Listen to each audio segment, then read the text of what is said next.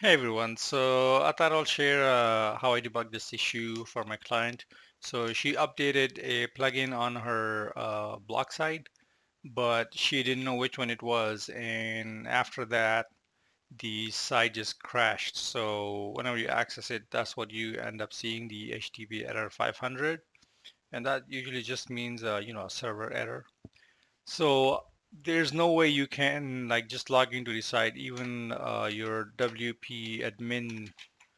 You can't even like go there to see which plugin it is or what the error is. So in this case you have to log in into the actual server.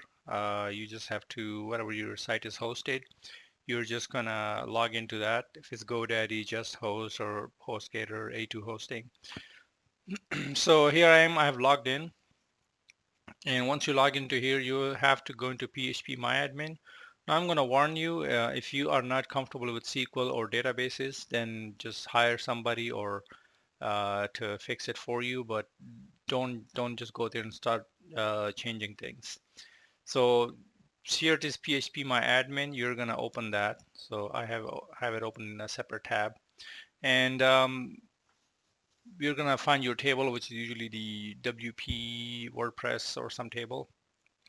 And what we're gonna do is we're gonna find this option that controls the your plugins. So I'm just gonna do a select star from, and these are all the tables that we have. So PCS options, so that's the table you want, and in this table there is a column which is option name.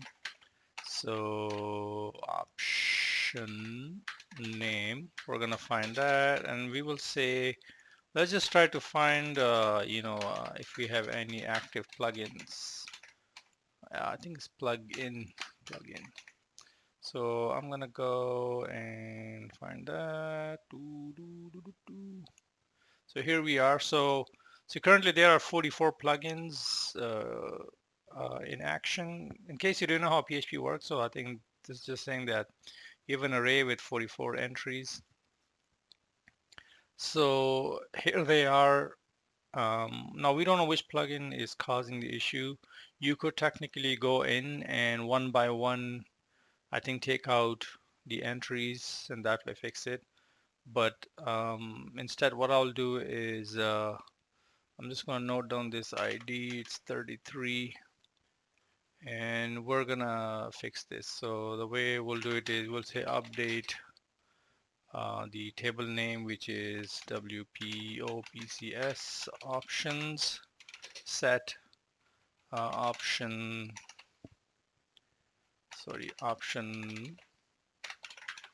value equals, and what you want to set this to is just an empty array. That's all you want to do, where option name equals active plugins, and option ID equals, let's just be more specific, right? So what we're saying is just update this column and set, kind of reset the your plugins.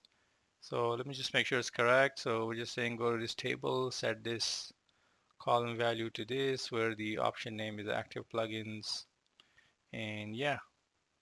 So if we just give it a go,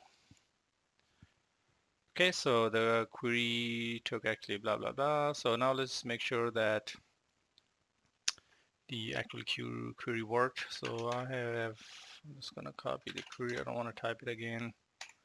And let's go see if it actually took effect. All right, so the array has been reset. So I'm just gonna go back to the side and let's see if it'll work.